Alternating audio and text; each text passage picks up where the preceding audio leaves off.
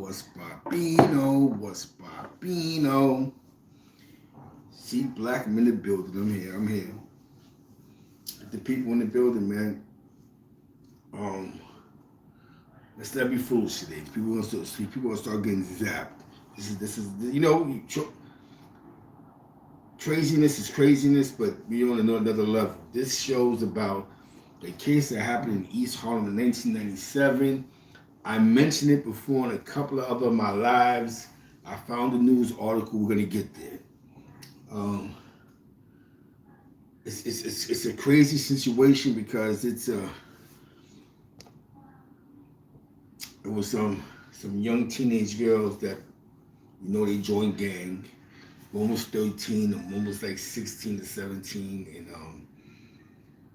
the one that was 16 to 17 was locked up with somebody I knew when they caught that case, and they did some foolish one there. Allegedly, I guess one of them told the story. They said that they did something, and a big homie at the time, whoever their big homie was, told them to that they put some work in. So they went and they robbed the cab driver and they killed the cab driver. I know the oldest one first got 18 years. So now we're speaking about a kid, a child, lost in the streets, hanging out. Probably third or fourth mistake, 18 years. Now the part that's hurt that you feel that's a little more emotional than the one that's 13 years old. Because the one that was 13 years old didn't know no better. And like what grown men will bring home a 13-year-old. Like, come on, you join gang. Or even a teenager, somebody that's 20, 18. It wasn't little niggas bringing home little niggas. Little individuals. Now, for the Don moves, it was great press. Even though it sounded retarded, it's great press. Oh, because, narratives changes, boroughs change. The homies is killing cab drivers. They putting in work. You see what I did yesterday? I mentioned the story about 26 Bloods got locked up for robbing, mugging, and cutting people on the trains. You know what I'm saying? So it goes back to when Sharon, the one did the interview on Lisa Evers, Street Soldiers, and he's mentioning about the homies in the street bugging out. And this is why it's so crazy when you think about the leadership. When it comes to the leadership. You understand what I'm saying? Because the leadership is most important. Am I right, party people? The leadership. Where's the leaders at?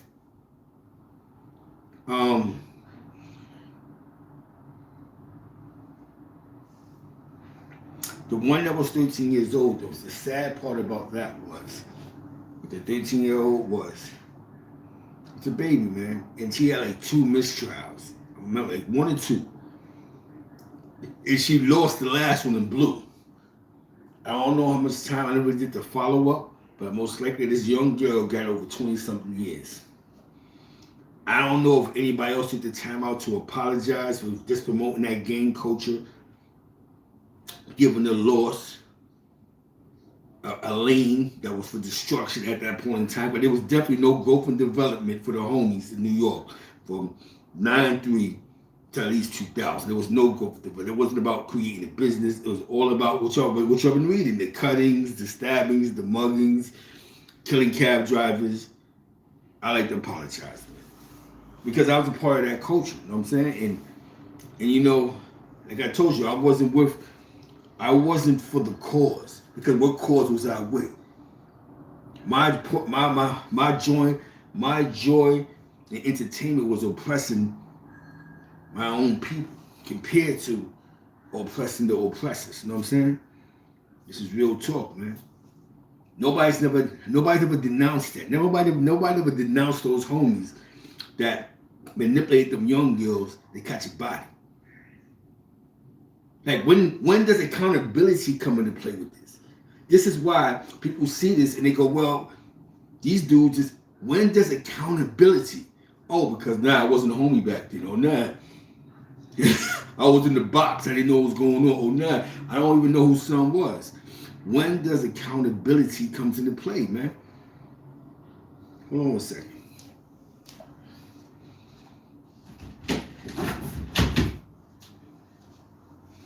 We talking real talk, right? We talking grown man talk, right? We jonesing. At some point, we have to take account. And I know we go, well, they made a grown decision. What 13-year-old makes a grown decision? Who was her big homie? I never knew who the hell her big homie was. Who the big homie was. But who actually goes, little 13-year-old girl, let me bring you home? Like I told you, the bad press worked for the homies, believe it or not.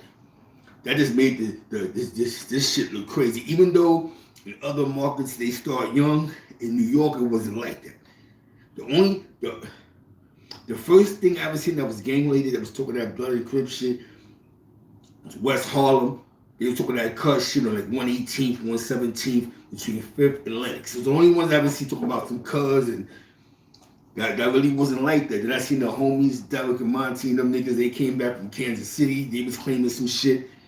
Other than that, you didn't see that that wasn't an everyday thing. Like, you wasn't going, like, you might have seen the Yetas having a meeting on 106th Street, you know what I'm saying? But that was just normal Latino shit, so we didn't give a fuck about that. Because that's what they've been doing. Ever since, if you've been in East Harlem all your life, and you know certain side blocks, you see the lot of millions, you see the cliques, the circles, you know what I'm saying? So this case was very important because it showed that the trend of violence. Now, this case actually happened in 9/7. There's one I did with the 26 people who shot Bill Cash.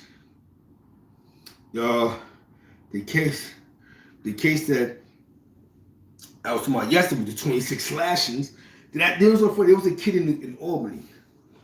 I think it was DP or DAP or some shit like that, DP. He got like 30 years for some cutting shit. They say he was cutting people on the buses for some gang initiation. You know what I'm saying? So, no doubt. Somebody send my love back, bro. You know what I'm saying? Send my love back, bro. You understand what I'm saying? This is what it's about. It's about love and unity. Here, if you want to show love to your homies, man, just show love. Hop in there, send your conditions to your homies. You know what I'm saying? Because this is what it's about. We're going to have gratitude. You know what I'm saying? We're going to have some appreciation. We're going to humble ourselves for a second. Because I'm going to be honest with you, at the end of the day, man, it's real. It's real. You know what I'm saying? You know,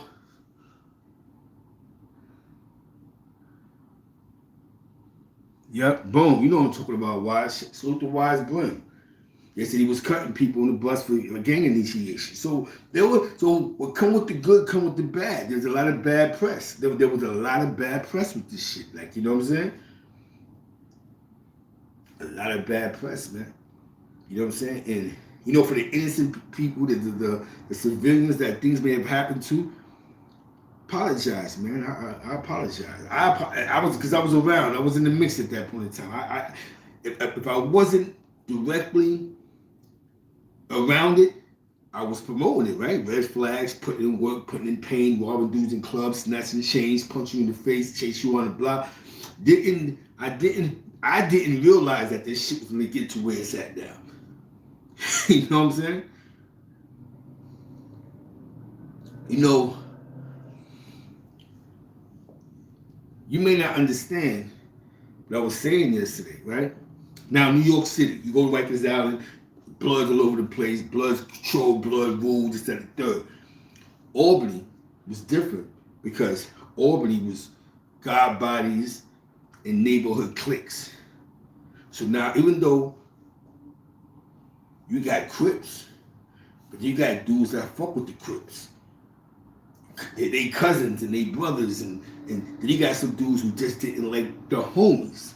So now, when you say you go into a Crip house, you know what I'm saying? That's basically everywhere you're going. It's just that the difference is there's this one place where the Crips is really at. So when you pulling up in this joint, you got to get busy. You know what I'm saying? So like we was the minority compared to the majority. Like a lot of dudes couldn't get no Crips back, so they got up top. You know what I'm saying? That's how real this was back then. the early 2000s. It wasn't like how Rikers Island, you got the Bloods dominated, then you got a couple of Crips and they pulling up, and you know what I'm saying? And it wasn't like that. It was like you put up in the jail, you don't know where you're gonna go. Like, you know what I'm saying? Like when they had the homies together, that was basically like at that point in time for security reasons. You know what I'm saying? Because you can't really put them no place else because, like I told you, dudes wasn't Crip. They was affiliated with organizations, you know, homemade neighborhood organizations that was related to the Crips. So even though you might go in the dorm, that's the homie that they was fronting on me, you still might have some problems. Definitely like on the second Easts and the first Wests and the third East, you know what I'm saying? And them brick buildings, not the new buildings, you know what I'm saying? Yo, Gina's in the building, salute. So you understand what I'm saying? You know, that's why I say we have to, if you want to bring a female home, give her the package. Yo, become a nurse. We catch them when they're young and they want to be down and they run them out with these niggas want to hold their guns and all that crazy shit. Yo, go get a job. Go become a correction officer. Do something productive with your life. Because you can't, let me tell you something, like I told you, like I'm telling you, you could throw a 9 right now and have 2,000 niggas there. What's good, Fly Mike? What's good? And have 2,000 individuals there. Yo, we just need $150. We just need $150 for the kid. 2,000. You can swing the pot around like you in church. Right? When the smoke clears, you might only have $80 in that pot. Yo, I got it fucked up. Yo, you know what I'm saying? Hell yeah. Oh yeah, when using it was none. That's when your GDP in them and you went up top. Whew. That shit was bugging. 2000, 01, 02. It was crazy. They started bagging them niggas. They started bagging the S1s and them niggas, bro. It was crazy. So now, dudes is pulling up to these spots. And they like, yo, it's cripped out. Now you done moved. Now imagine that. Now imagine you can't even deny your shit because it's a small city, uptown, downtown, midtown. So now niggas done seen with the homes. You know what I'm saying? So even if you wasn't down move, you was fucking with us, they put you in the down move brackets. You understand what I'm saying? This is why I think you have to hear this. Let your kids hear this shit. This shit isn't as smooth as the penitentiary. I mean, the penitentiary is rough, but the numbers change. You know what I'm saying? Because you're not gonna go in the yard and see 100 Bloods and 100 Crips toe to toe. You know what I'm saying? You're not gonna see that. You're not gonna see that. You might see 2, 3 hardcore Crips. The other niggas is still undercover. 2 might have joined, you know, Muslim services. Another one might become a black line. The numbers change, but then you get caught up in spots like these counties. Like even Schenectady County got some heckin' Crip niggas that was losing their mind. You know what I'm saying? But back to the story. The young girls, man. Think about it, you're 13 years old. You could have told her anything. Obviously, when she was 13 years old, she was in the street. There wasn't no parenting right there. This is why you gotta hear this shit. The parenting part gotta kick in, man. Even if you have a bullshit baby mother, you have to take charge, man. When I'm a gangster, nah, take charge. You gotta get legal. You have to go to family court, get that paperwork, get custody of your child. Don't do it because, yo, I'm gonna save child support. Do it because it's the right thing to do, bro. Because what happened is that 13-year-old girl got like 25 years, bro. You hear me? In the name of blood. So how well can I say that I represent something that kids was getting 20, 30 years for? I want the best of my child, but I couldn't. When I met a new Bloodette or something like, yo, go become a nurse. Nah, I would be like, oh, here, hold it ratty. Hold his pack. It was popping. Hold his 555.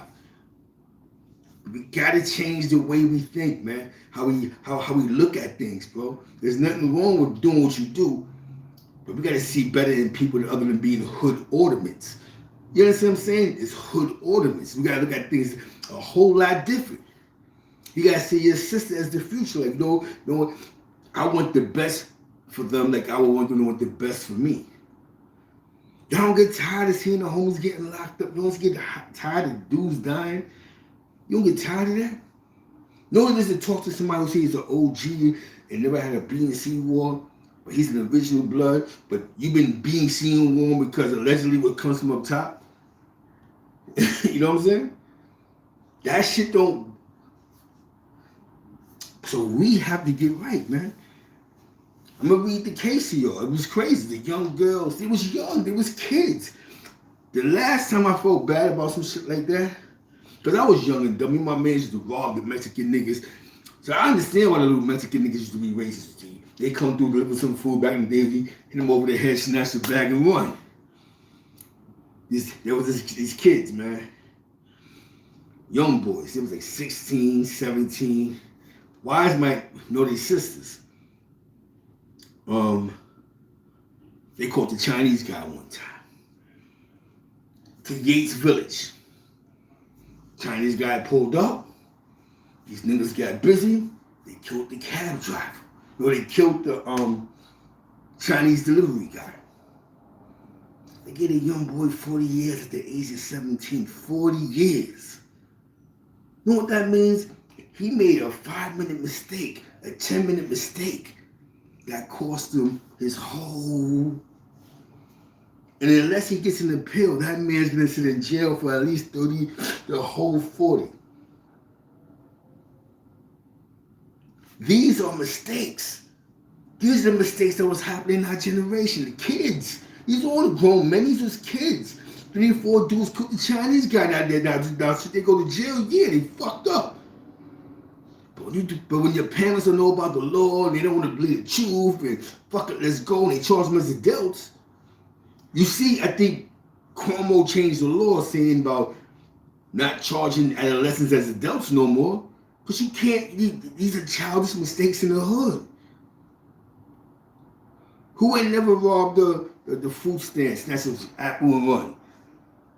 Might turn around, you pop on a Mexican, you bump his head, you get 25 years to that. You go all the way, depends on where you at. These are the mistakes, man. Let's talk about the mistakes. Before we start glorifying this shit, let's talk about the mistakes. I think the mistakes aren't spoke about enough, bro. You hear me?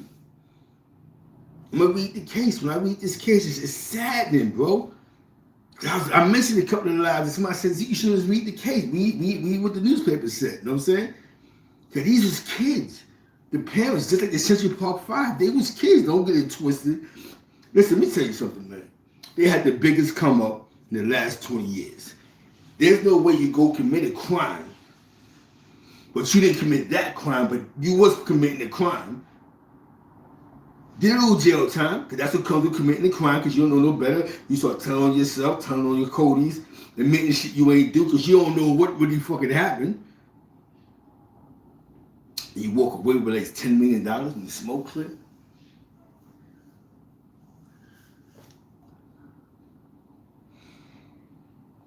Salute, Willie, salute. You know what I'm saying? Then when you walk away from that, you walk away with the millions, bro.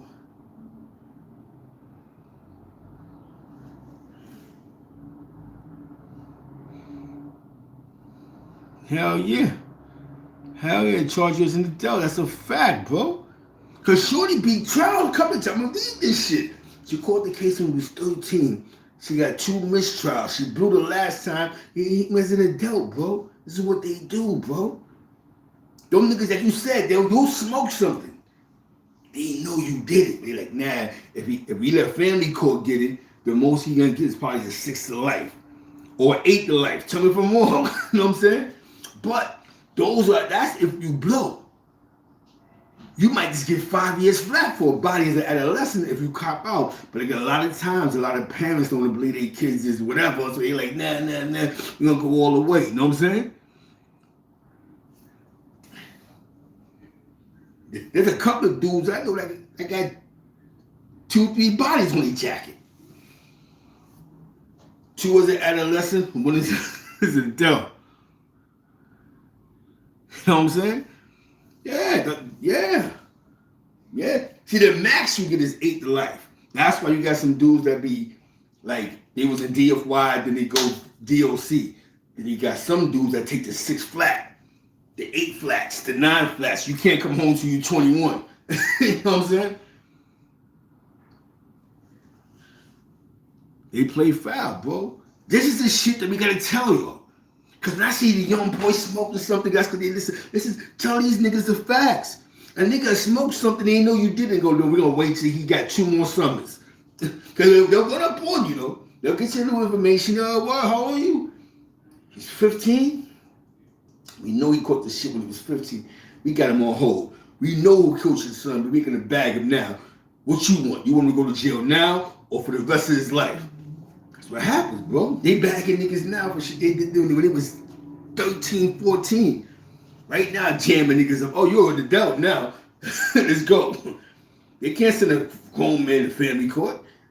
They just what they do. A lot of those cold cases, they know who do shit, bro. You know what I'm saying? Nasty work, bro. They know what they be doing, bro. Yo, I'm gonna tell you some crazy shit, right? You had these niggas that was in Connect, the cleaners. Wise know these niggas. Gun talking them niggas. Allegedly. That's why he in jail now, gun talk. Allegedly. These niggas, some shit happened. Niggas began not to trust each other. Young nigga shit. Somebody died.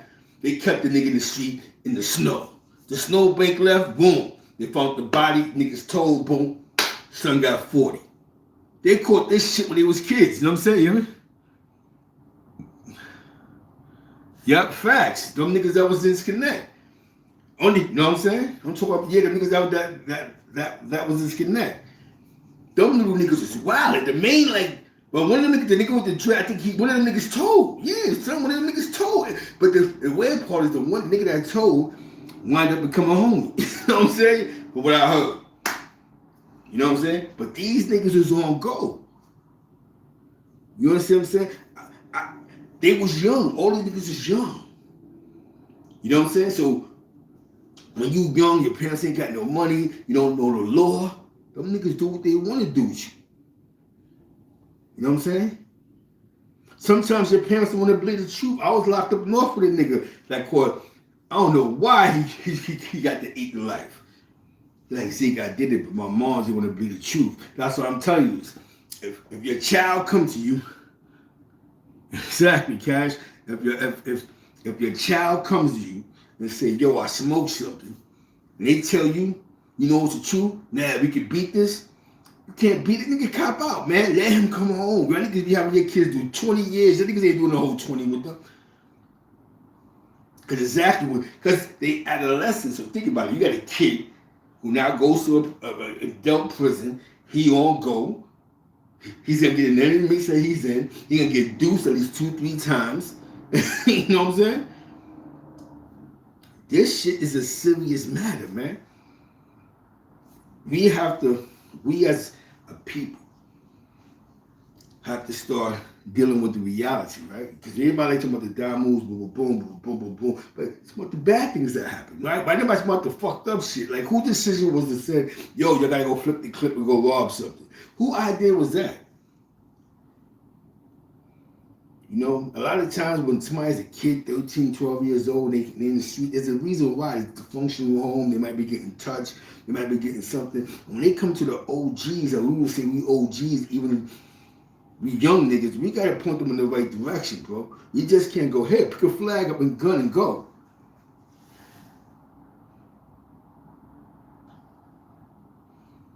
If I'm saying anything wrong, let me know. Please let me know. Because these all everything is being mentioned to be tough and be real and yo, just be a real nigga. What's a real nigga? NWA start calling niggas real niggas, and all of a sudden that's in everybody's vocabulary. I'm a real one. You don't know what a real nigga is, man. What you think? Real niggas is smoking a nigga? You think that's real nigga shit? Yo, I killed the nigga. You told me a real nigga ain't a person that think. A real nigga is a person that react. You can't be emotionally deranged Emotionally, you're off balance, but you're a real nigga. How? How can you be a real nigga if you care? Real niggas don't care. They don't give a fuck. You know what I mean? Real niggas don't care. They deal with their consequences. They deal with their circumstances. They deal with comes with whatever the fuck they do. You niggas care too much. Y'all worry about your wife and your kids, which is only right. So stop saying you're a real nigga. Real niggas don't do that. Real niggas don't give a fuck. Like I keep saying, real ones don't care. If you smoke something and you know, fuck it, I'm out of here for the next 20. That's how a real nigga talk, yo. I'm gonna kill this nigga. I'm ready to go to jail, bro. I'll be back. I'll be back 5 summers from now. You know what I'm saying? If you ever thought of, nah, I want to kill him, but I love my moms, I love my kids, then go get a job. Do the right thing, man. How hard is it to go do the right fucking thing? How hard? Somebody in my chat tell me how you can still gang. You know what I'm saying? You can do that. But you will see that you'll become less active the more positive shit that you do, bro. You will see that. And then the shit that you do, a little homie, you might save a life. Yo, I see the homie got a job. I'm trying to do what the homie doing. Then he might want to get his life together. We have to lead by example. That's when a little homie comes to me, like, yo, how you get a job? How you fill out for a job? Sometimes we gotta walk them young niggas the job call. Come on, get in the car to go to the bar. Sign up right here. Where your parents at, man? You gotta talk to them all. Listen, man, he in my gang. He's a good kid. I see he got skills. Can we please? There's a lot of times, a lot of parents, they get stuck on the welfare, the benefits that come with this kid. So they be feeling like if my kid go to job call, then their welfare won't pay the rent because of that. You have to think for the future. But you rather your son be out here all day running around with a gun and packing his ass. You know what I'm saying? That's real nigga shit to you. That's reality. The nigga that's laying in the bed with you is saying that's nasty, that's the suckers. We need your son because we need him for the rent. You know what I'm saying? We need him. We need that DSS money. Come on, son. I was around for the face-to-face era. Yo, let me tell you something. When I was a kid, I'm keeping it all in 100. I never felt, right, that my mom was sending me to school because she wanted me to be smart, bro. Because it was like, go to school. Right over here is go to school so I could get the face-to-face letter so I could continuously get welfare. That's the story I would hear, bro. She probably didn't mean to say it like that, but that's how it came out. So I never thought to be smart, like most of us, because we always felt like we had to go to school to have good attendance so our moms get a letter for face-to-face for welfare. If you know what face-to-face is, that's some shit that do with welfare. If your kids is at school, you gotta make sure get a letter from the school. Then they go down there, it's like every 6 months. You know what I'm saying? I don't know what they name it, they call it shit now. Back in the day, they called it face-to-face. So the average parent wasn't telling you, listen, be smart, become an Einstein. You know what I'm saying? You hear me? No, nigga, take your ass to school because you don't go to school, they're gonna cut the lights off. So it was like we was working a job. We was working a job. Didn't matter if we performed in school. It's as long as we in the building. You know what I'm saying? Come on, bro. Tell me if I'm wrong. If I'm wrong, can somebody just educate me? I was born in 1973. In 1983, I was 10 years old. I was 5 years old in 1978. I was attending in 1978 PS 155 in Spanish Harlem on 117th between 1st and 2nd. Please, somebody tell me if I'm saying anything wrong, man. Let's stop looking at our kids as the come up and tell them that they could be the future, bro. Motherfuckers having 6, 7 kids for what reason? You're having these kids to keep the welfare thing going. I don't know what it is, man. You know what I'm saying? Shit is getting real out here. You're not seeing the changes in the street. You're not seeing what the changes are. Like I told you, it doesn't matter what, because I can't tell you drop your flag doesn't make sense. But you got to make it make sense, bro. Because you will see. You will see the more positive and the more positive that you do, the less you're going to be getting. You're gonna be in a house more. You're gonna be eating good. You're gonna be getting, you know what I'm saying? And then you're able to inspire. The most inspiring thing is when you go to a 9, right? Or whatever you want to call it. And you pull up and you be like, yo, I'm a store manager for Staples. What? If you could do it, I mean, they could do it. You know what happens is people are less on leisure time and more on go time. You know what I'm saying?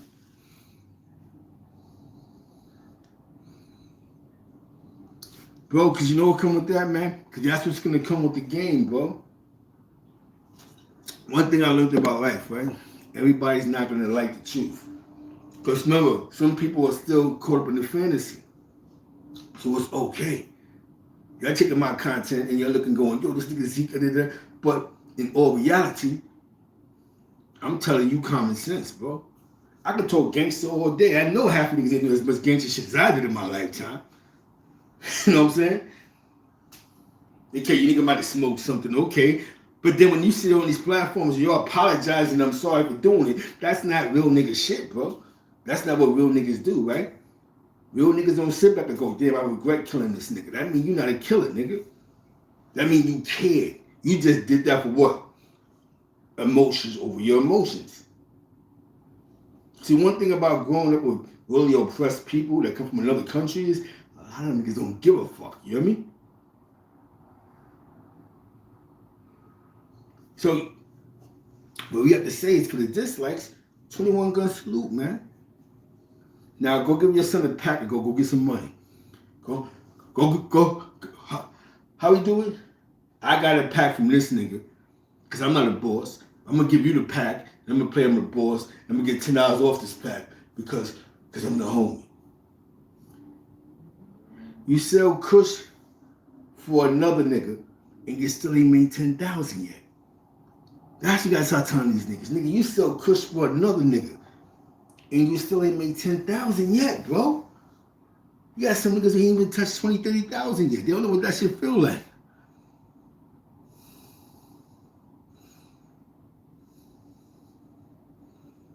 Yeah, son. I'm speaking from experience, bro. I ain't got a freestyle from that trying to be. There's nothing funny about life. There's nothing funny about niggas going to jail. There's nothing entertaining.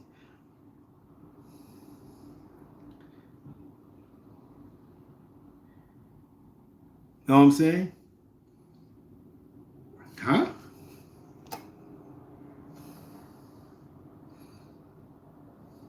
Who's shorts?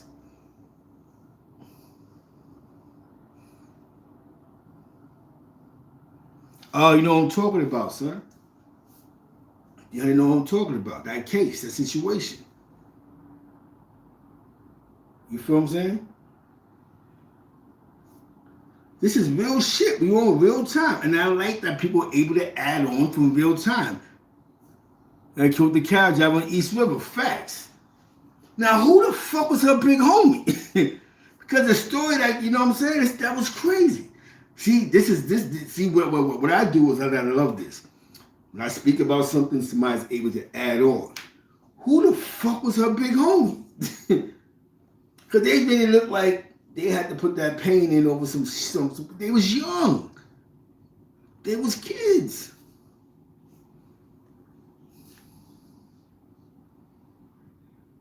Oh, what? She's still with D2?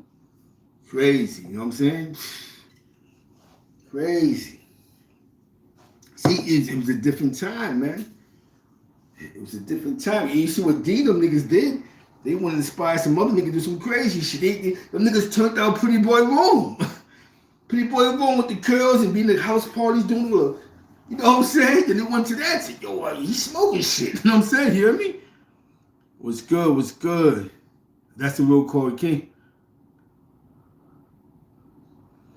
Yeah, son, that shit was crazy, B.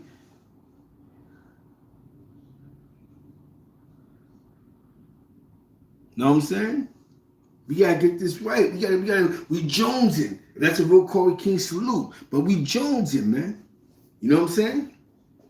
Because you know you got these disclaimer, you got a lot of guys that got a lot of time on their hands and they got these fake pages and these fake, they're doing too much. Like, we get it. But there's some serious topics that's being spoke about. Go play in the other channels that want to play. This is a real topic. This is real shit. This is understanding. Look, me and the homies vibing about some real nigga shit. Now, Derek and them, just to be fair, Derek and them niggas was official niggas. It was official niggas. I don't care what they listen. Niggas is not gonna run up on Derek for what they've been saying about him. You know what I'm saying? Yeah. Chilling, G-Mackin', you know what I'm saying? I'm just, just talking to the youth, man. I'm about to read the case. Cause he knew Shorty, 300.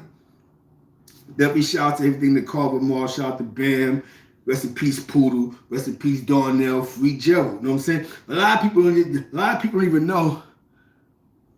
You know what I'm saying? A lot of people don't even know, man. Gerald Tisdale was Dirtbag James, rest in peace, co-defendant on that case, bro. You hear me? Salute, Green Eyes. You know what I'm saying? That was his co-defendant on that case. Not changing the story, but we're going into the Codys. Rest in peace, Dirtbag James in a great way. You know what I'm saying? That was Gerald Tisdale Cody. You know what I'm saying? On Gerald Tisdale's last case, bro. You hear me? You know what I'm saying? So the game, the streets are small, the world is small, B. I just seen the picture today. I said, oh shit.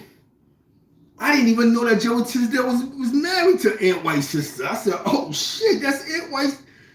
Gerald Tisdale married to Aunt White's sister? Rest in peace. That's what I'm saying. Look how crazy the hood is, right? Gerald from Carver, Aunt White's sister from Wash, right? They have kids, you know what I'm saying? You know what I'm saying? I'm trying to tell you, man, this is how, you know what I'm saying? You're wrong, facts. That's Aunt White's sister. You had a brother, Gerald. I remember when Gerald, I was on the block one day and something happened with Gerald with Tony and them niggas one day. That shit was weird, you know what I'm saying? But Gerald was a different type of animal, you know what I'm saying? Now, it's crazy because this, like I said, we have to inspire the people, you know what I'm saying? You know what I'm saying? Y'all niggas is getting what the sauce is giving you. We give you the sauce. Hold on one second. You know what? Yo, Corey, just to certify this, how me and you met, Corey?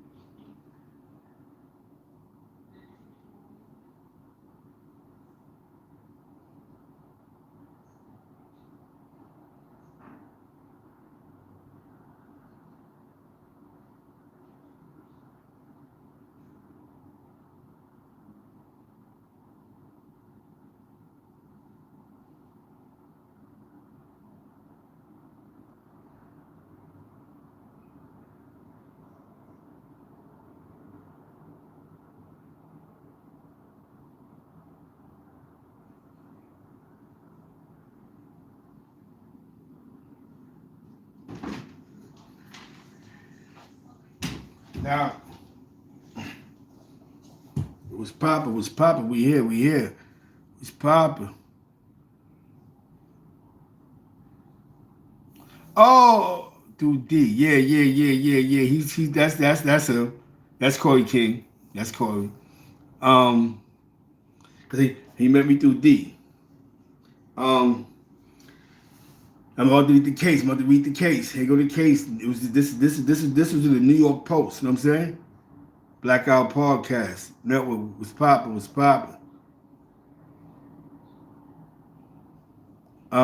Yeah, that's him. Cause he met me through D. A teenage girl member of the Blood Gang was convicted yesterday of cold-bloodedly slaying a livery cab driver after 2 earlier trials ended with verdicts. Marta Nelson Casanio, 19, was found guilty in Manhattan Supreme Court of second-degree murder for the 1997 slaying of Senegalese immigrant Mr. Gale, 33, in Harlem in a botched robbery. Prosecutors said Gale was found slumped over outside his cab along East 102nd Street with a bullet to the back of his head. Was killed as he tried to flee the car. Casanio, then 13, confessed to prosecutors on videotape that she killed Gale. I shot him, she said, with a shrug during her confession. Prosecutors said Casanio and her accomplice, Erica Colon, were infuriated after they had searched Gay's pockets and found he only had a quarter. That's when Casanio, a member of the Blood Street Gang, shot him in the head. Many of Gale's relatives and friends packed the courtroom yesterday as the verdict was read. Gay's brother, who attended all 3 trials, rejoiced at Casanio's conviction. Good news. I hope she never sees the light of day and ever again, he said. Cologne was found guilty in 1999 for her role in the murder and is serving an 18-year sentence. But she made it home, no doubt.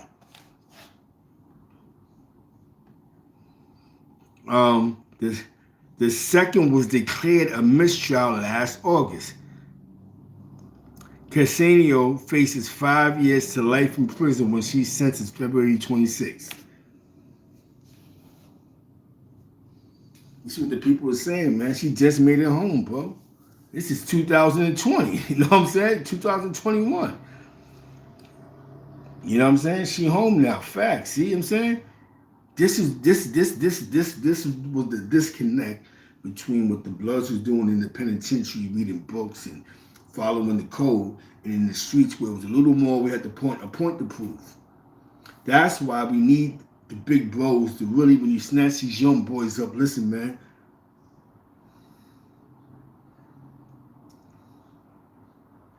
No doubt. Salute. You know what I'm saying? The Bloodettes that caught that case at the in East River when they killed the cab driver in 9/7. You know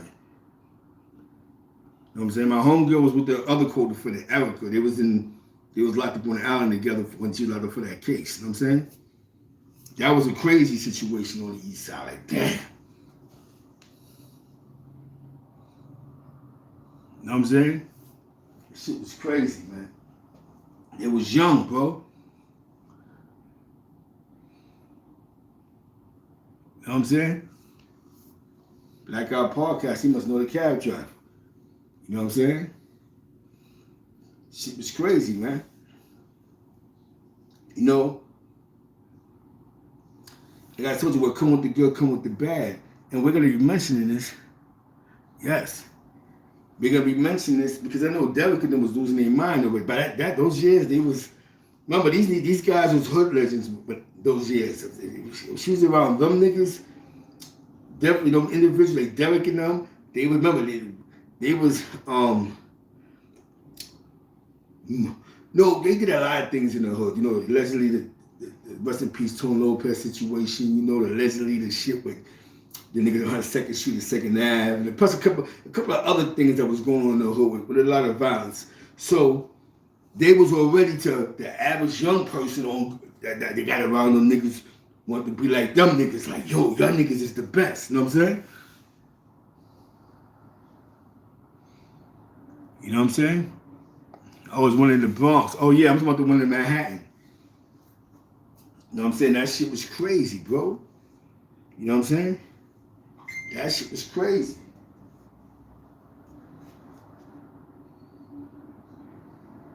You know what I'm saying?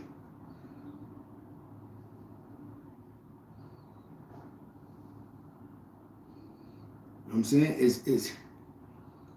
I think a lot of times, man, you know, we forget.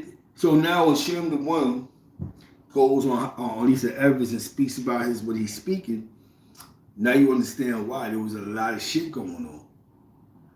Well, what was, because one thing that was in the oaths was you can't pop on civilians. And that shit just went someplace else. You know what I'm saying? Like I told you, I don't do this for donations. I do this to get the message out to the people, to get the people talking. You know what I'm saying? And I get it. I like it. I jump in the chat and you get to speak and talk to each other in the chat. You know what I'm saying? Now I don't know 300 to know. When he come back, I ask him. I've been on the east side. You know what I'm saying? Like. Hold on one second. And this is the fucked up situation. This is how a lot of Bloodettes get treated. You know what I'm saying? So you know the Bloodettes, they go through it all. You know what I'm saying?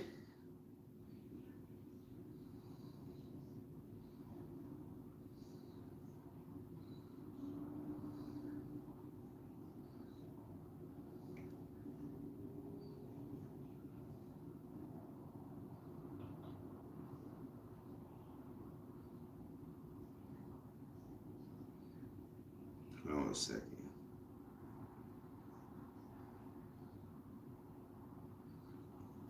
Now,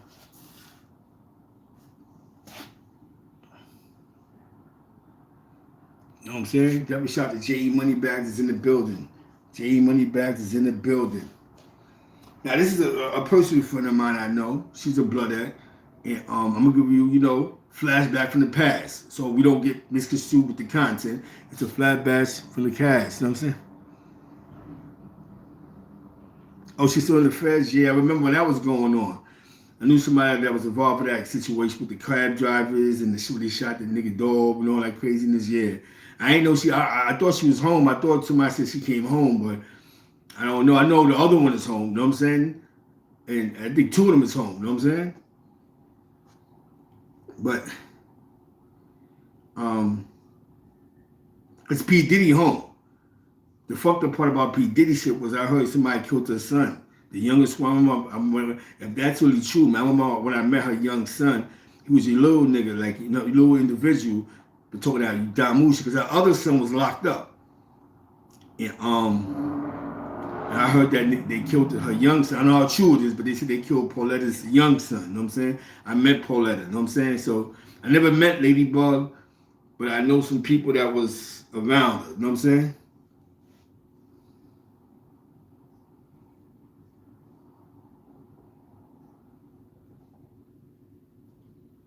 Hold on. Which Ladybug you're talking about? Which one you talking about? Who's the Bloodette that used to be at Skate Key losing her mind? She got a fed charge? Is that the Ladybug I thought y'all was talking about was the one that was around OG Mack and them? That's about the one used to be at Skate Key? Well, that's, you know what I'm saying? You hear me? But this is you know what I'm saying, this is another Bloodette. I remember she came home, and actually her cousin brought her home. She was GKB. You know, backstory on this, flashback, Albany. Allegedly, some nigga named Pooh and the rest of these niggas had some work. They had the white girls go get the work, and I guess the white girls deaded them niggas on the work. But she, allegedly, because she used to get money, she was supposed to dump the work. Her cousin used to fuck with one of the white girls. So he manipulated them to rob her house. And then allegedly, that's when all the cutting and stabbing shit. Now she went to Mama Love crib, knocked on the door and got busy. You know what I'm saying? But this was her case. She did like 9 years. The fucked up part about this, you know what I'm saying? B-boy, what up, what up? The fucked up part about this was she did like 8, 9 years for this shit, bro. Out of her kid's life. And the homie did her dirt.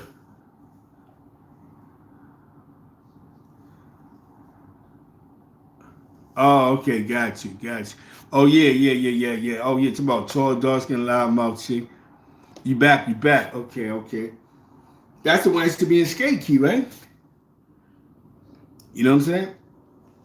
I met, if you talk about the right lady book, I met her with this other nigga when he first came home because he was fucking with her. But this was like 012 or 013 or something. I don't know. She got a Fed charge now. Is that the one that they said did some funny shit with the homies and her name got caught in the mix? You know what I'm saying?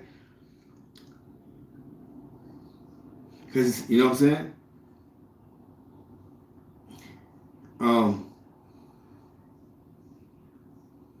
All right, 2004. People versus Bell. Defendant was indicted for assault in the first and second degrees, and following a jury trial was convicted of 2 counts of assault in the second degree. The conviction stemmed from a physical altercation with Marilyn Oliver at her apartment at 592 Central Avenue in the city of Albany around midnight on March 4th, 1999. Oliver sustained lacerations to her face caused by a sharp object. The defendant was sentenced as a second felony offender to concurrent prison terms of 7 years to be served consecutively to a 1-year sentence for violation probation on an unrelated matter. On her appeals, the defendant challenged the supreme denial of her motion to suppress oral statements made following her arrest and trial rulings allowing the admission of a tape recording along with the testimony of 2 witnesses concerning the content of the tape.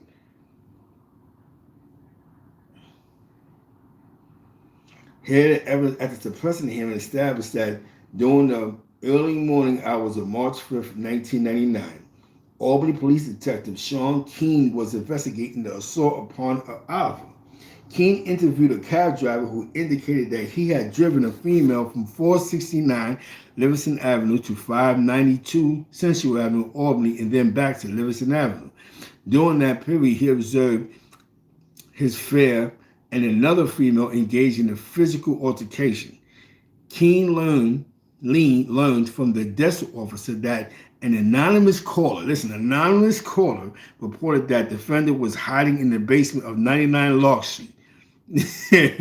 Now, why? You remember 99 Lark Street? Upstairs, you used to throw the nines. You know what I'm saying? You know what I'm saying? You hear me? You know what I'm saying? We used to throw the nines at 99 Lark on the second floor. You know what I'm saying? 99 Lark.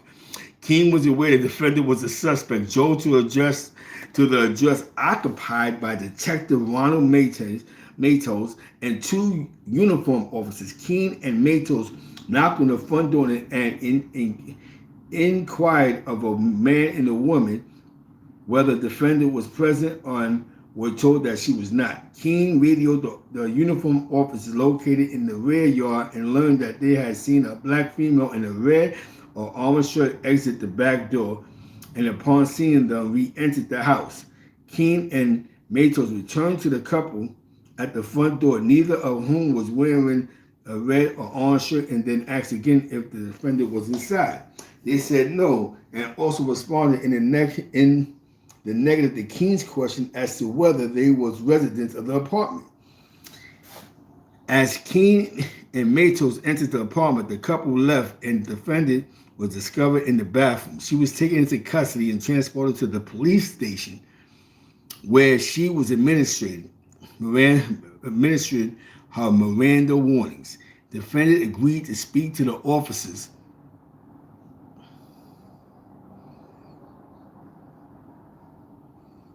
and admitted that she was involved in an altercation with Oliver, but denied causing her injury. She further stated that she went to Oliver's apartment to confront Oliver's daughter, her former roommate, about some missing property, because he robbed her house.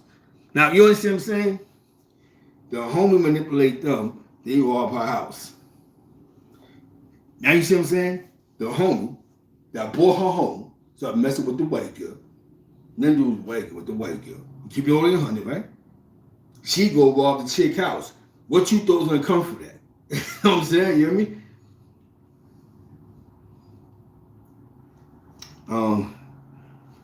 Defendant refused to give the officers a written statement. She called 8 years for that. You know what I'm saying? 7 plus the, you know what I'm saying? Here it goes. Here it goes. Yo, Wise, here we go, Wise. Here we go, Wise. This is where it's gonna get. We're gonna take it back. We're taking this shit back in the days, right? Here, Oliver's neighbor, Lexi. Remember Lexi? Remember Lex? Paulie testified that on March 1995, shortly after the incident, she listened to a voicemail messages associated with a page that belonged to Oliver's daughter. You know what I'm saying?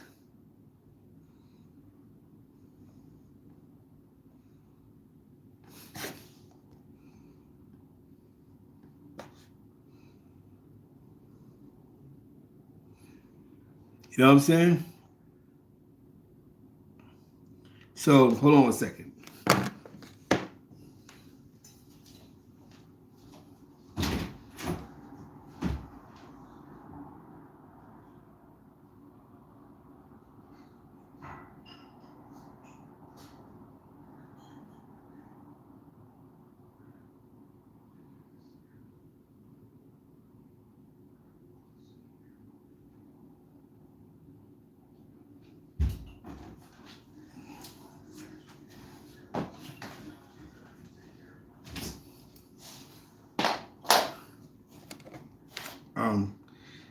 His daughter.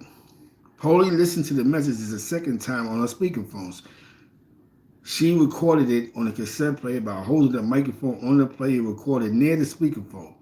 Paulie stated that she listened to the tape again at the district attorney's office. Now these are poo ball people, you know what I'm saying?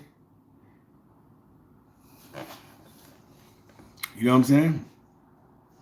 So, needless to say, right? Again, the Bloodettes had a bad run. Her cousin, I know the nigga though, the homie, you know what I'm saying? He was GKBG, Shine Browns, you know what I'm saying? He you know what I'm saying? He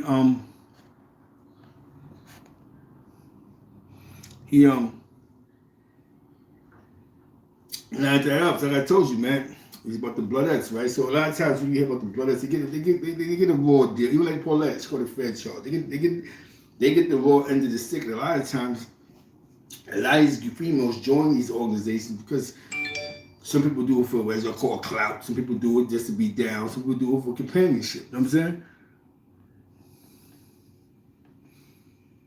You know what I'm saying? You know what I mean?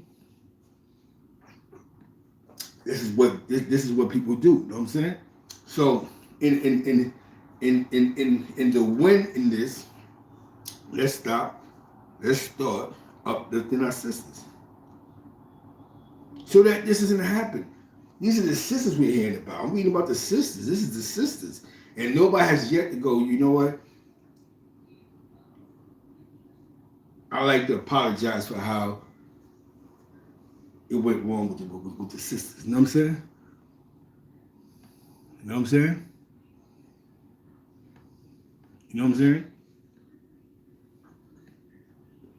Apologize, man. That's just keeping it funky. Now, this is the time of the show, right? I'm going to try this out. I'm going to give it a try. You know, shout your homies out, man. You know, do your rest in pieces. I like to shout them out, but you know what I'm saying? Shout our people out, you know what I'm saying?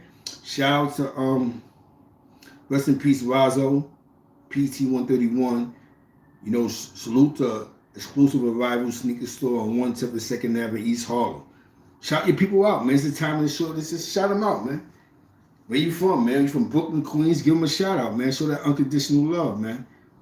You on a different type of time right now, bro. You know what I'm saying? And that's crazy how somebody's in the chat that knew the girl before she caught the case out. She used to be in his house. This is the meat. The truth. There's no remixes. There's no nothing because I'm gonna be honest with you. Again, the folk, you know what I'm saying? Rest in peace. All right. Exactly. Rest in peace to the cab driver. You know what I'm saying? It's a piece of the cab driver, man. So they show your unconditional love, man. Because at some point in time, when we show unconditional love, we happy where we at. Exactly. R.P. Star Styles Hound. R.P. Alley the Dawn. You know what I'm saying? We just showing unconditional. That should rest in peace to your moms, J.E. Moneybags. You know what I'm saying?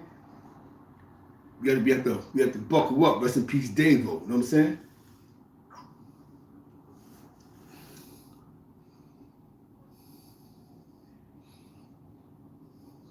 You know what I'm saying?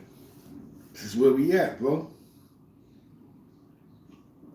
Because we winning. We have a great community over here. We doing great.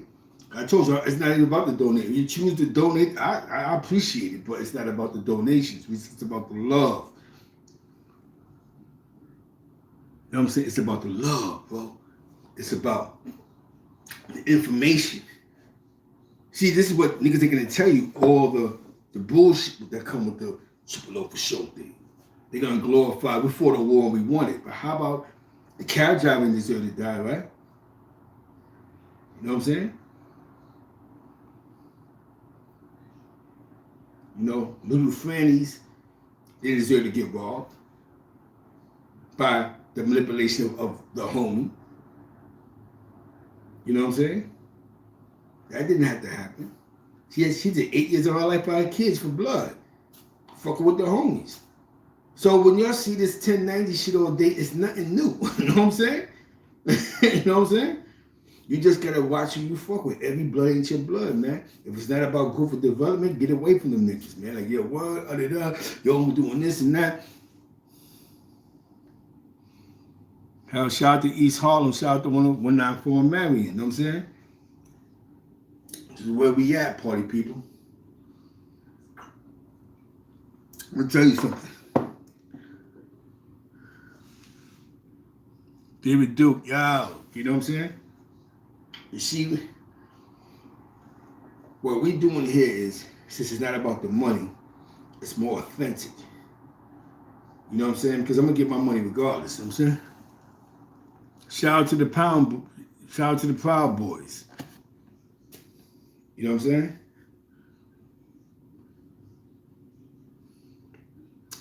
You know what I'm saying? Understand the principles. Understand what you're really in. There's no opportunity in the situation. We're gonna deal with real situations, real scenarios. Who knows who? Loved ones speak out. This is what we're doing. This ain't nothing to be glorified about. I mean, innocent niggas got cut for no reason at all, just for the simple fact that blood's what to run the house.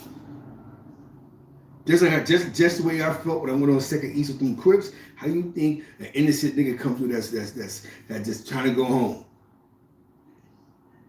And niggas attack because he don't have that killer instinct. You know what I'm saying? Y'all take pride. That's real nigga shit to y'all, bro. You know what I'm saying? You know what I'm saying? Like, that shit was better. That shit was what was in, you know what I'm saying? You know what I'm saying? You know what I'm saying? Hell yeah. You know what I'm saying? Like we here, man.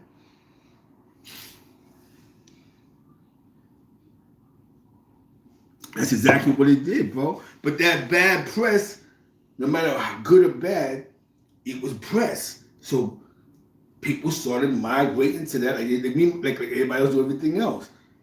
We know the gang shit's illegal, but we can get some money off of this shit. So you signed to Jim Jones, you got these rappers talking this gang blood shit. We loving it. Now you got 5'9" hats, you know, the EA hats, you got the bandana hats and bandanas and something about a boatload by now again, and gang culture, you know, Dickies sales and something. Yo, let me tell you something, man. You know what I'm saying? Hell yeah. Hell yeah.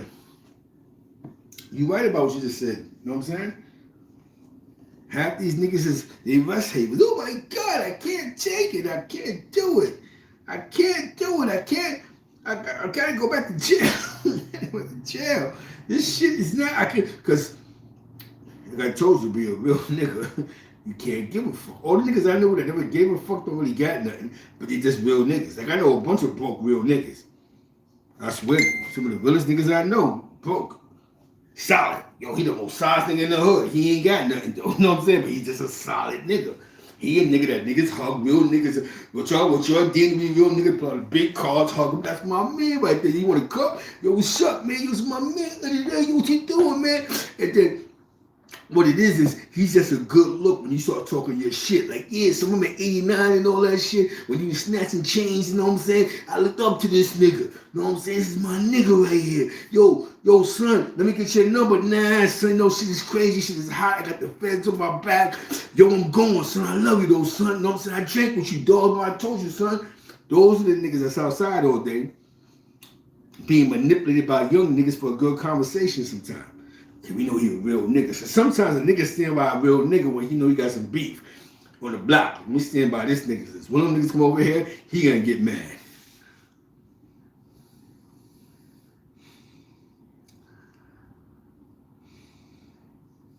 Hell yeah, it's a fact. Hell yeah, it was fuck. You know what I'm saying? And that's how we giving it up, man.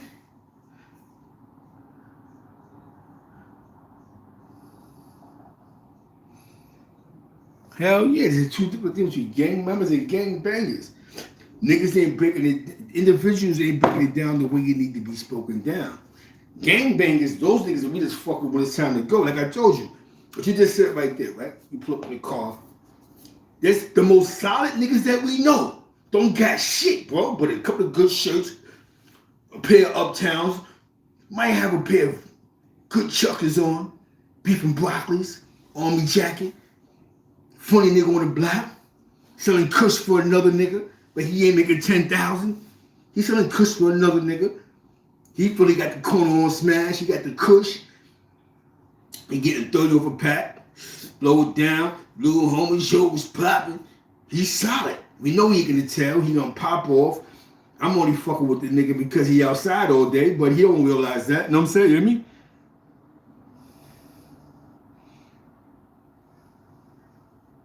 You know what I'm saying? You feel me? But he don't understand yet. He don't know that I'm just using him because he outside all day. But it's all right. Because he a real solid nigga. When the nigga be calling me, I'm like, hold on. I'm not broke, my nigga. I'm trying to get my shit together. When they call me solid, I'm like, hold on. Flag on the plate, man. You're going too far, bro. I'm in the house. You know what I'm saying? I'm just me. I'm just Z Black. Now, you understand what I'm trying to tell you? The solid niggas is the niggas that selling kush with other niggas. And they ain't see 10,000 yet on their own. But you always outside. Yeah, he a real one because he can hustle in the corner, but that's all he can do. He can't count past $50. I gotta give him like a pack a day and he good money. Yeah, he's solid, my nigga. He's solid because he can run over with my money. But you know what I'm saying? That's why he's solid. What makes him a real one is that he ain't gonna, I know he gonna nigga take it from him. Fuck, he know how to fight. You know what I'm saying? You hear me? Nah, I ain't never bumped into him, bro. You know what I'm saying? So don't let niggas use jail communication to make you feel. Cause I didn't see shit. See, we grew up in the era, right? Yeah. Exactly. Those are niggas that, because when you're on the block, that's what you're looking for. You're looking for that nigga that's outside all day.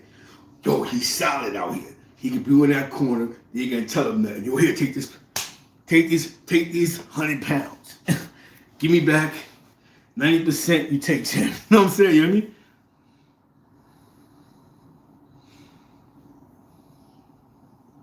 Hey, you throw it on the tape. You go here, take this. You go here. How we do it? We throw it on the tape. Here, take that. You know what I'm saying?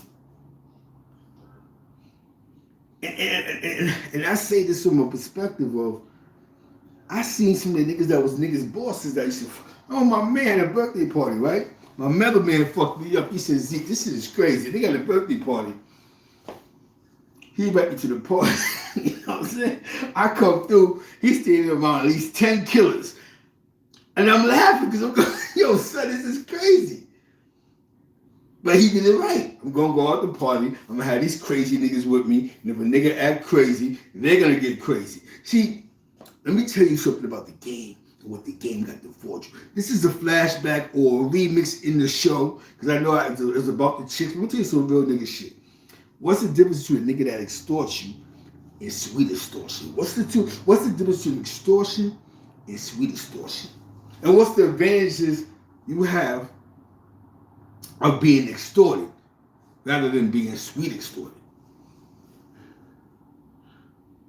Shout out to Buffalo, Elmira, Ithaca, Binghamton, Buffalo, salute. What's her name from Carver? You know what I'm saying? According to the law, it's all the same though. They kick the doors and shit. We got you on the wiretap talking to Bloody Madness. Oh Lord. You said words like flip the clip. You better have my baby love, shit like that. So you know what I'm saying? So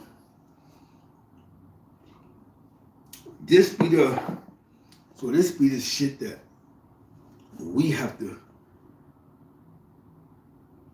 deal with, man. You know what I'm saying? This is a fact.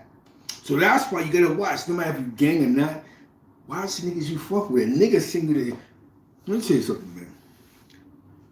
I told you my man at the party, he had a bunch of killers with him. Now, again, it goes back from being extorted to being sweet extorted. You know what I'm saying? Here go the difference, right? If I'm sweet extorting you, I'm just playing with you every day. You let me get $20 of it, $10. Yo, let me hold $50. And then when you say no, I'll punch you in your mouth. You know what I'm saying? That's that sweet extortion shit. I'm playing cool with you till you say no, and I just talk mad shit about you. The other nigga, like, man, fuck that nigga, he pussy. Yo, I'ma smack that nigga. That's the sweet extortion nigga. To be a sweet extortionist is not long term, because after a while, a person gets tired of giving you. You know what I'm saying? Because to be a sweet extortionist, you gotta beg a lot. So it's like, damn, this nigga, every time I see this nigga, he asks me $2, $3. You know what I'm saying? So a nigga avoids you, like, oh, here you go. But y'all niggas be like, yeah, he can be anything I want. Hold on.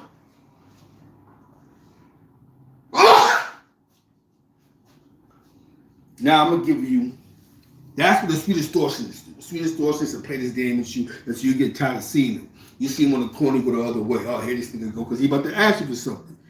You know what I'm saying? Definitely, I appreciate that.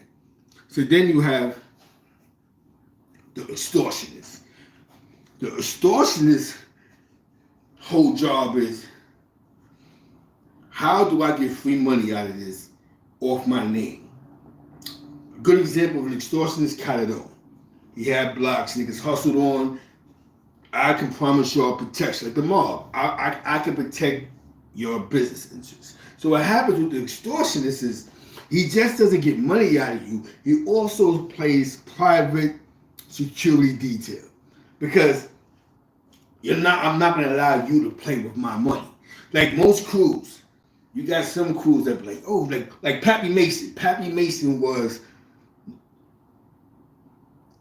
he wasn't extorting fat cat, but he played top-notch security. Your job is to get a bunch of niggas, and when somebody make me mad or do some funny money shit, y'all go and snatch him up, bust him over the head 80 times. You can make all the money you want. Your job is still fair. So most of the time you hear somebody getting extorted, it's a lot of times it's this guy's doing more work than the boss. And now it's like, yo, them niggas got what? Prime example of being extorted. Say I'm getting extorted. Nigga come like, oh son, them niggas got red tops across the street. I don't gotta step to them niggas. What? You got red tops across the street? Yeah, son, it's fucking with the flow. I can't pay you the $4,000. What? The extortionist is gonna leave me, go across the street, and tell them niggas they can't be out there no more. Now, when them niggas, if they choose to decline, that's when the extortionist, he gets a little violent, might bust you over there, might even shoot you.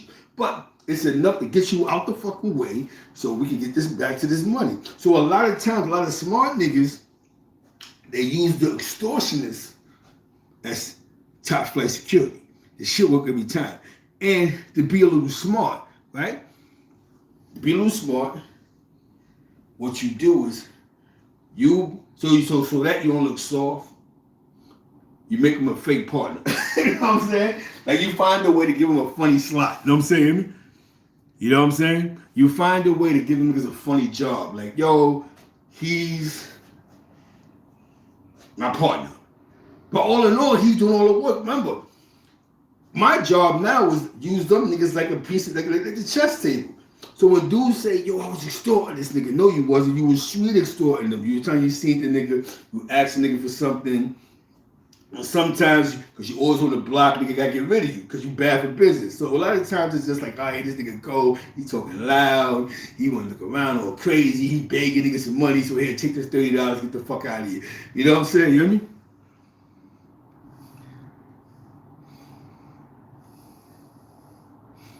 You know what I'm saying? So that's the difference between sweet extortion and extortion. Most people that extort, they really get involved with the team. That's why you catch a nigga that not down day one. That's always, he got 80 years because he didn't kill 4 or 5 niggas because he's making like 10,000 a week. You making 10, let's just say,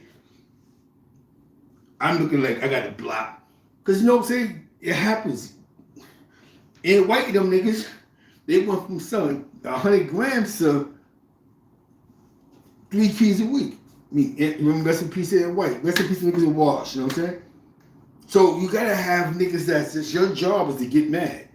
Your job is to keep, even, let me tell you something, just having the name Hootie in Washington scared niggas. Like, I can't go down there. Just even having him walking around the D was enough to keep certain other niggas like, man, I ain't fucking with them. They got that nigga down there. So it was worth paying him whatever you had to pay him. You know what I'm saying? Because you make $1 million, and then I give him a little something, but he's gonna keep the peace. I'm gonna argue with nobody. He's gonna get mad, not me.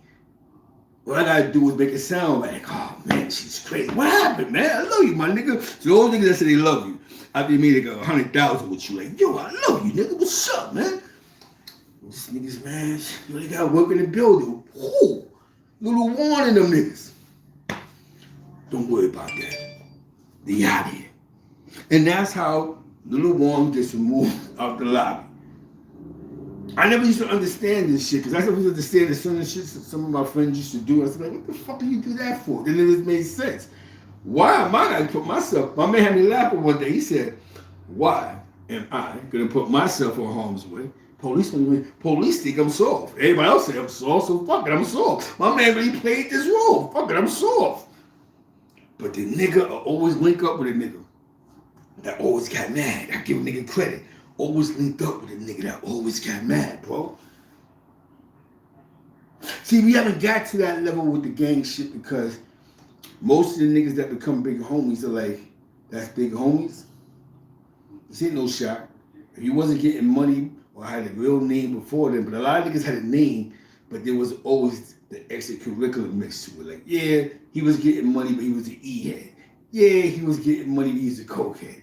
Yeah, he was getting money, he sniffed a bag of dope. So what happens is, the addiction with these young niggas, like, yeah, even though these niggas pop all the pills in the world and drink all the lean, they still look down on old niggas that got high. I don't know why, but this is what they do. So for them young niggas to respect you, you gotta be a nigga that they feel don't do what they do. Or, you know what I'm saying? And that's just what it is. So you gotta think about the average old nigga that come up from jail, they done picked up a habit, sniffing some little bit of coke, so, you know what I'm saying? Damn, that's crazy. You know what I'm saying? Remember, these little young boys do every drug under the sun. These little niggas is junkies. You put coke, you take a sniff, you give them a bag of dope, they're gonna take a one. you throw some perks on the table, these little niggas that smoke some crystal meth. These little niggas is in it to win it. So you gotta understand. So if you can lead a bunch of niggas to hell,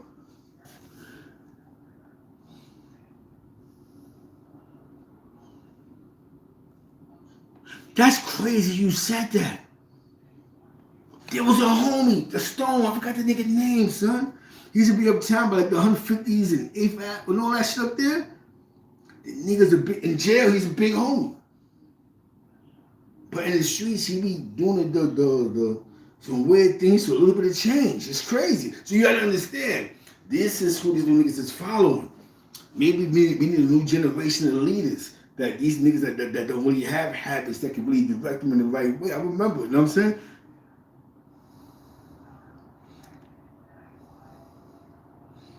Damn. You know what I'm saying? That's the shit that these young niggas see. So when they see that, what you think comes from that? You know what I'm saying? Yeah, son, yo, Jay, the nigga ain't gonna find he an official nigga in jail though. Them niggas know he in that Sugar Hill section. He was Gorilla Stone. In jail, he get diesel, he took all that blood shit. He be like 145th in Amsterdam and all that. My bad, 45th in Amsterdam, 148th, 149th. He be on those little blocks. The Stone, you know. Coming from jail, he can't, the streets got him. That cocaine got him bugging.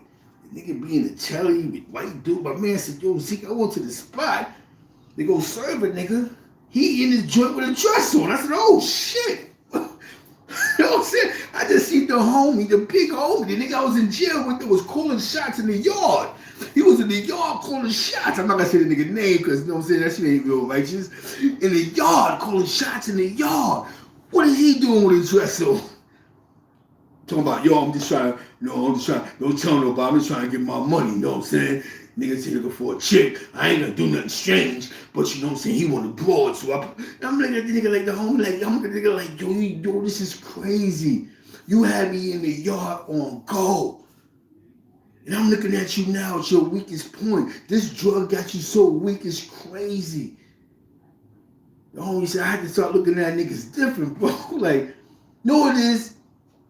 You go to jail, you got niggas that's calling shots in the yard. You see them niggas in the street, and they like the Muslim shit. We was younger. Nigga be like, yo, that's Alababa right there. Alababa come to the corner. He got when he first come, he got the glow with the long dress on, with the shit wrapped on his head. You know what I'm saying? You know what I'm saying? Hell yeah. At the head, but yeah, you know what I'm talking about. So actually, this is Sugar Hill.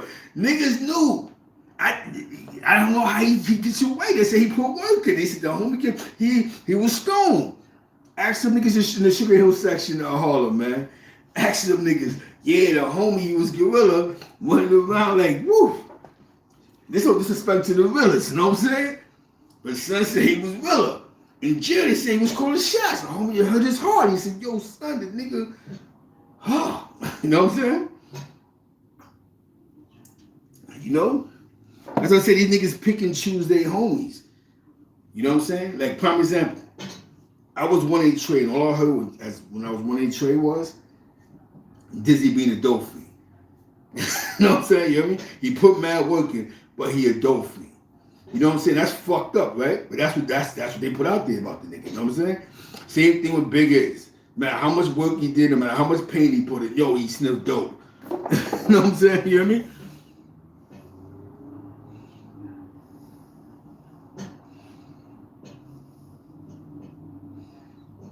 Oh, you gotta put you gotta go to the Cash App. I'm gonna put the Cash App in now. This shit is crazy. No disrespect to the realest, man. But hold on one second. Let me get to the drug. I put it inside, man. You know what I'm saying? So you know, these niggas, hold on one second. This is the Cash App.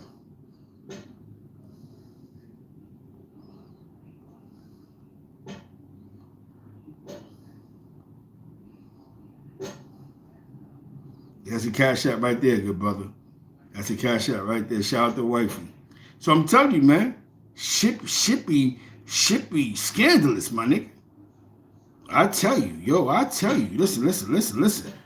I done seen it all. You know what I'm saying? I didn't watch some funny, crazy. When this song was telling me this shit, I was like, damn. You know what I'm saying? When I was younger, we had the Muslim niggas. I told you, niggas come home, big op.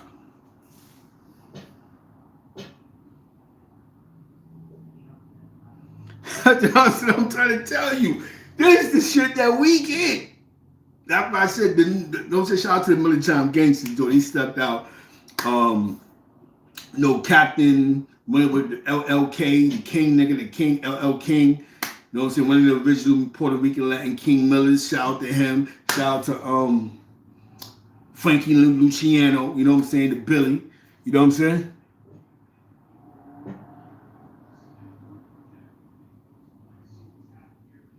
Oh, this other nigga. There was another nigga. He was non-trader. My nigga from Long Island, man. Nigga crazy, man.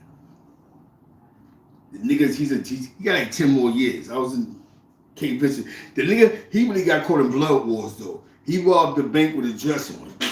You know what I'm saying? Came home, though. But you know.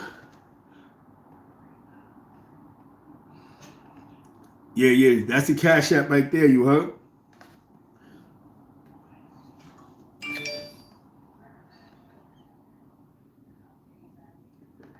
Yeah. I'm telling you, man, that shit was crazy, B. That shit was crazy, man. And I'm gonna tell you something, man. And these niggas get mad at me, but you gotta tell niggas to choose. They pick and choose. I keep telling you, but if it is coming in the building, niggas are gonna tell him he can't rock. Yo, you fuck with the bag. See niggas fall in line, you know what I'm saying? Because when a big homie pull up, a big homie pull up in their eyes. You know what I'm saying?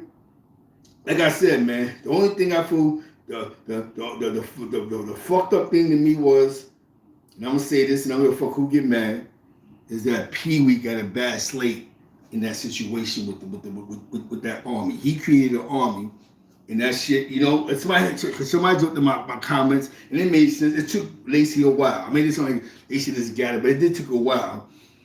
But he wound up getting it. You know what I'm saying? And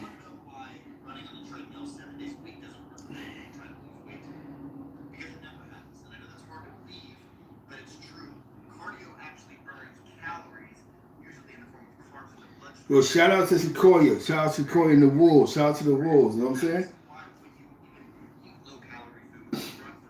You know what I'm saying? Definitely. Shout out to the Wolves. Definitely shout out to Sequoia. You know what I'm saying? This shit is real, man. And I do this for us. You know why I do this for us for? Because it's for the people, man. We do it for us. We do it for the people. We love our people. We love ourselves, man. I just think they just keep it funky. I'm not going to lie to you, man. When I was on the Crip team with them Crip niggas, shit was serious. Mind you, we was being oppressed. You know what I'm saying? In 2001. We was, oh shit. You had to get, you know what I'm saying? So, you know, we've been against our back against the wall, you know what I'm saying? And it's a lot of shit, though. Shout out to Rod Diggs, man. Rod Diggs, he got a bet. Yo, that shit is crazy, man. Definitely shout, you know what I'm saying? The Mad Dogs, Millers Mad Dogs. That shit, you know, you can't mix gangster shit with business, man. Like I told you, the extortionist's job is to maintain order. Sometimes you believe you could go above the extortionist, which is just your name and your pressure. It doesn't work like that, bro. Let me tell you something. Let me tell you something that's crazy, right?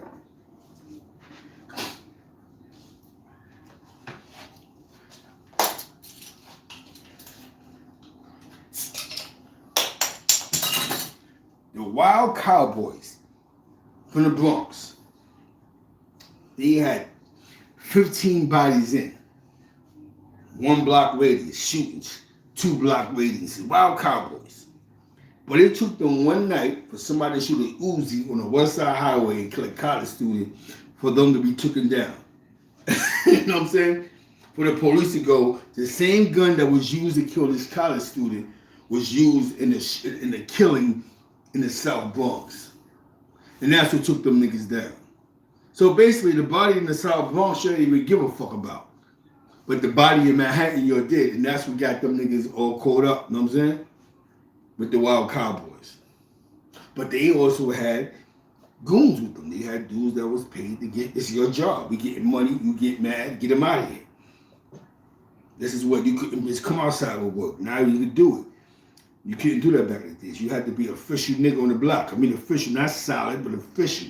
You had to be a nigga that was allowed to get money without having to want to deal with the consequences and repercussions. But There's always consequences. Just imagine that. You're doing 100,000 a week. I come outside in the lobby tomorrow, opening up. That don't sit well with niggas. Niggas might go, we gonna let Zeke get money for 2 weeks, get his money, but get the fuck out of here. I start getting comfortable. Like, yo, I'm gonna just do what I'm gonna do. And then that's when the extortionist comes. And his job is to remove me. So what dudes started doing was, they started using the Bloods for those type of reasons. You know what I'm saying? Well, definitely, Sequoia, salute. I appreciate that. I salute, I appreciate that. You know what I'm saying?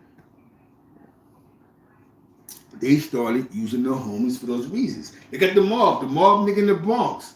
The Thwasneck shit, allegedly. The niggas killed the father, they shot the brother up, then they killed the father coming out of McDonald's on Webster. They paid the homies for that, allegedly. You know, that the homie caught a Fed charge for that shit. Him and a couple of other niggas, you know what I'm saying? So, it's what niggas do. They outsource. Fuck that, they gonna be us. We gonna send them niggas, you know what I'm saying? But the feds got involved and shit just went left, you know what I'm saying? We gotta want better and more for our sisters.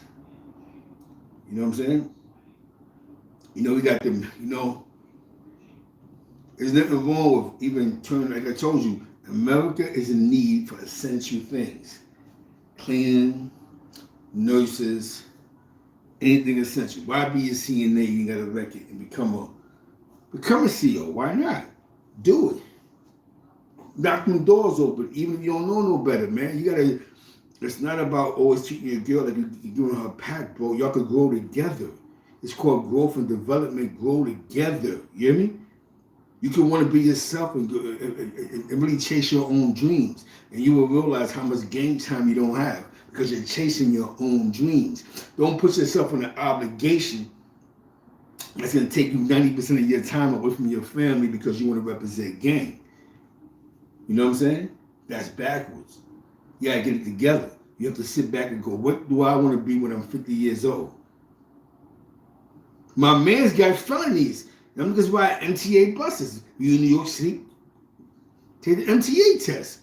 What the fuck you got to lose? Just do something, man. And stop running from child support. Stop doing that.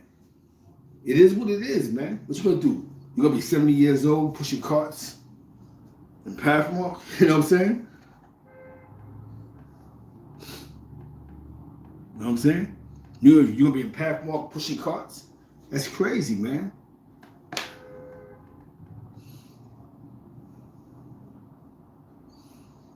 Exactly. Just separate the two, bro.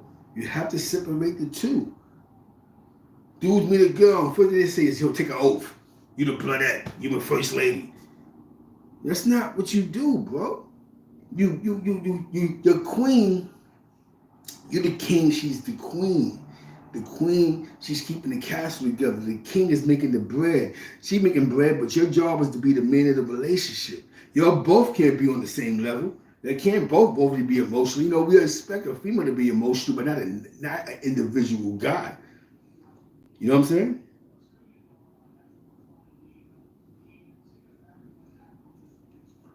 One of the proudest days I seen, when I see my daughter walk across that high school stage, man.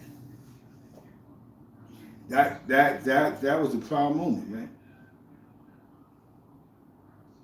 You know what I'm saying? That was a proud moment. Watching my daughter walk across that high school stage. Because you want to be something. In this United States of America, this is what, if you ain't trying to create a business from the dirt, you gotta play their game. You gotta get that paperwork. And that paperwork is the diplomas, those degrees, those certifications. This is America's game. We know that. We can't get around it. Let's do it. Proudest day of our life, man. So if I want that for my daughter, I want that for the little homies. You know, when I go to work, I see little homie, you going to school? Why you gonna see ya? Every time they see me, yo, Zeke, man, you always ask me about school, man. I appreciate that, bro. You know what I'm saying? Like, yo, so you got 4 months left, man. What, you my college, man? And you know, if that's not what they talking about at home, I'm having a conversation with them with that. So what happens is on their free time for college, oh, you're my team, too much of college shit. I said, look at me names of the college niggas and all that. Wow, yo, so that college shit is dope. And they listen to that shit, bro. And these little niggas is, they gang members or they live in the hood with gangs, dead bodies, and because out here it's not so much jail shit. Like out here, they done had like 3 police jail rides in the jail. The kind of jail. The murderers is beat up on the police. They actually kidnapped the cop in the jail. That's how real this shit is. Like, remember, when them niggas catch a body out here, these niggas are looking at the rest of their life in jail, so they don't give a fuck. You know what I'm saying? So this is what's going on in St. Louis County. City jail, not county, but city jail. Dudes is fighting against the police. They shut the jail down. Like, these niggas fight with police. You know what I'm saying? They fight with administration. This is what they doing here. You know what I'm saying? The shit is fucked up. The conditions is fucked up. You know what I'm saying? They can't get no visits because of COVID. Shit is crazy. There's a lot of bodies. Niggas is getting locked up. They're all in the same spot. This is real time, man.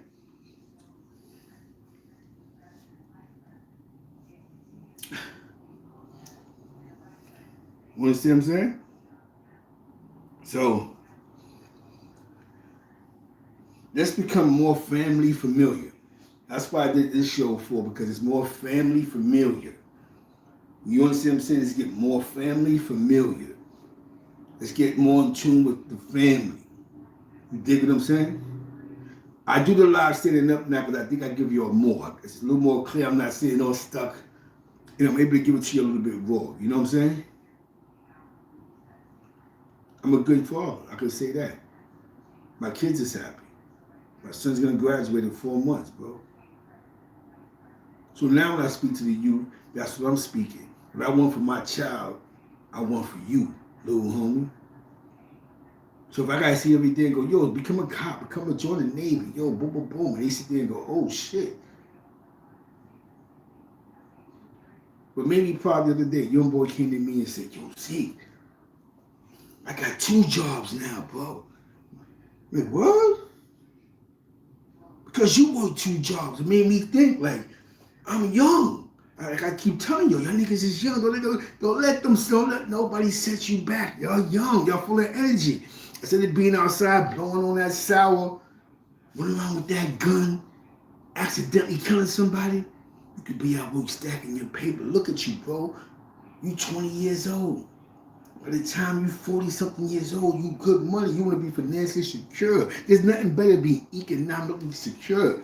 Credit cards paid, money in your pocket, go anywhere the fuck you want to go. You ain't going to vacate. It's just good to know you got money on debt. You niggas keep living day to day, telling these niggas to live day to day. That shit don't make no sense. Don't make no sense. Tell me what sense to make it to living day to day. I love it when I wake up in the morning and go, yo, babes, let's go shopping, let's get a drink, let's go get some food, let's go boom, boom.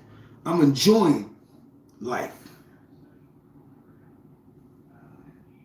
Get in tune with enjoying life, enjoying yourself, enjoy being normal, read a book, play with a car, get a little more control car. Do what you like to do. Stop limiting yourself because you believe, like I told you, to be solid, to be a real nigga.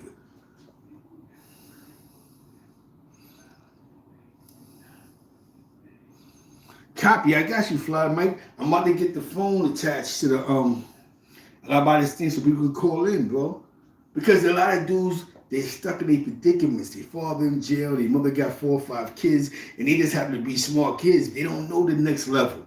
It takes a lot of self-esteem to want to go away from home and create yourself. A lot of niggas ain't learning enough stuff at home to go to a place and be themselves. You know what I'm saying? You know what I'm saying? And that's where a lot of this shit plays into. You know what I'm saying? A lot of these young boys didn't learn enough at home to be on their own. Like, how much fun? I ain't gonna front. I learned a lot in my house. I learned a lot in my man John's house. Because his pops owned the store. And he sent his kid to Catholic school. So that was big to me. Like, I was like, yo, that's real nigga shit. You know what I'm saying? I fix my lens. You know what I'm saying? That was real nigga shit. that my man Pops sent his kids to Catholic school. And he barely spoke English. That was big to me. Like, oh shit. So no matter how mean and strict or what the fuck they said he was a great dad. Because he just wanted his kids to have what he didn't have. He was from Puerto Rico. He came to America. He lived in Chelsea. Had a store in East Harlem. His daughter graduated from NYU. She a guidance counselor. One son. He got his associate at John Jay. Graduated. Married. Wife owned a business. He works for the hospital. The youngest brother was driving for Coca-Cola. That's a success story for a man who came from the back alleys of Puerto Rico. So you hear the story, even though you know he might have been crazy in the house here and there, you know, he's from old school, but you hear about, at least I know my second generation, when I see the pictures of how the daughter takes him to Puerto Rico, how they have the family gatherings, they've been married for over 50 years. That's real shit. Like, damn, son. Now imagine when he was growing up, you had the FALN, you had the Young Lords, you had all type of Spanish cliques, and dudes were trying to find their way. So think about this, man. Let's start thinking right. There's nothing wrong with dealing with the street elements. But let's start putting ourselves in position to win. Position to take it to the top. Am I right? Am I wrong? Please tell me if I'm wrong. This is where we at, man. You know, a lot of times, man. Oh, my cousin just hit me too. Oh, shit, this is gonna be bad. You know what I'm saying?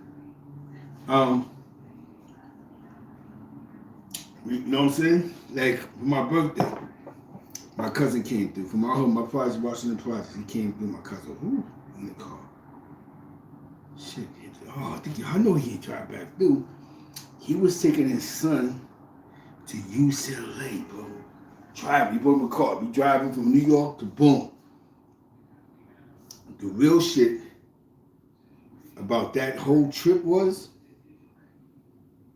you know how as a father driving your son to college, bro? Even though my cousin Corey, he a college graduate, you know what I'm saying? Knowing where you grew up at, where you come from, Washington Projects. Rest in peace, Randy. Rest in peace, Aunt White. Rest in peace, Poodle. Rest in peace, Jay Slay. Rest in peace, Rap Boy. And now you driving your son to college, bro. Your college gonna have to go up with sugar water. Who grew up with sugar water? Remember sugar water? No thrills, cornflakes, and roaches come out the boxes sometimes. The free cheese, remember that? Free cheese sometimes was actually your dinner. Homemade biscuits, remember the biscuits? Mama love her make with the biscuits, the flour. When you pour, you do the best. Salmon patties. They call us mothership, but salmon patties. Salmon patties was dinner sometime with rice and beans. Rice, beans, and corned beef hash. When you pour, you make the best of positions. Rice and rice. That was dinner sometime. You couldn't wait till the first of the month once you got the books of food stamps. Oh, we're gonna eat crazy pancakes galore. It's a pancake fiesta. We didn't have Fruit Loops on the table. We had no thrill cornflakes on the table. We didn't have Captain Crunch on the table. We had no thrills. A lot of us, bro. You hear me? No thrills with the black and white boxes. You know what I'm saying? You niggas ain't had to go through that. Fuck is y'all so mad at? When you wake up in the morning and go, what we gonna eat today? Butter and cheese. That was breakfast and lunch. When they had the free lunch program when you was a young kid, you really had to go to school. Hell yeah. You really was going to eat breakfast and lunch because there was no breakfast or lunch in the crib. Niggas that didn't eat pork was eating ham sandwiches with the Puerto Ricans just to fill their stomach, bro. Niggas who had Muslim mothers, that Islamic shit in the house, that parents didn't have these shit together. So poor wasn't just drug addiction, niggas was just poor.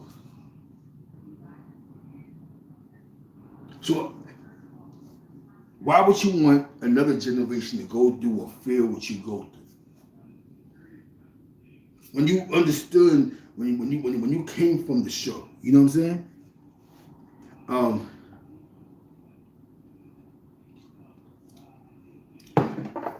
I hope this live was information. You know what I'm saying?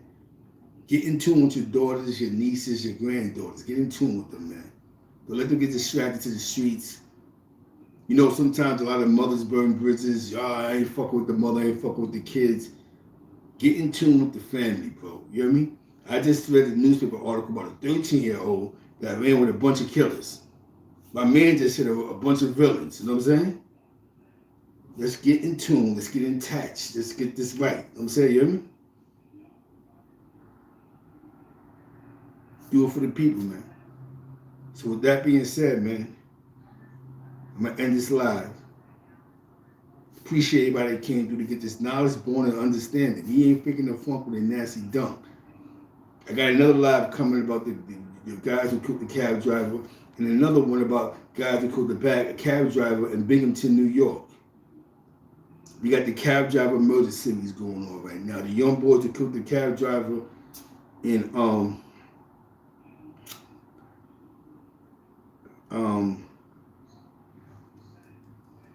Hunts Point, allegedly.